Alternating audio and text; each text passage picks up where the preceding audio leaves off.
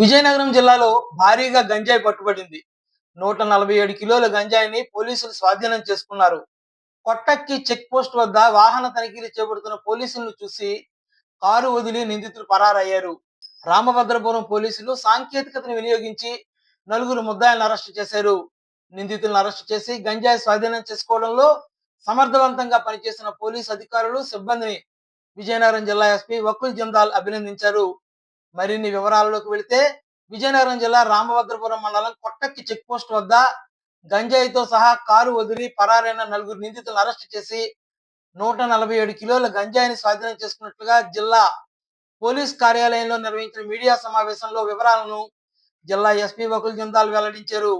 ఈ కేసులో గంజాయి విక్రయించిన, కొనుగోలు చేసిన, అక్రమ రవాణా కారకులైన, మధ్యవర్తిత్వం వహించిన నిందితుల మిస్టరీని ఛేదించి అరెస్టు చేసి 147 కిలోల గంజాయి, 4 మొబైల్ ఫోన్లు, డస్టర్ కారును సీజ్ చేయడంలో క్రియాశీలకంగా పనిచేసిన Bobbili DSP G Bhavya Reddy, Bobbili rural circle inspector K Narayana Rao, Ramabhadrapuram SI V Prasada Rao, Ramabhadrapuram constable Ramesh, Ravi, Dharma Rao, నాగార్జునులను జిల్లా ఎస్పీ అభినందించి ప్రశంసా పత్రాలను అందజేశారు.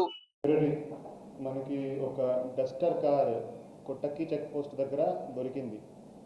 ఆ Duster car Kottakki check post నుంచి అరౌండ్ 100 మీటర్ డిస్టెన్స్ మీద కొంతమంది అక్కడ వదిలేసి వెళ్ళిపోయారు. మన వాళ్ళు అక్కడ వెళ్ళి చెక్ చేస్తే ఆ బండిలో 147 kgs గాంజా ఆ కార్లో మనకి దొరికింది.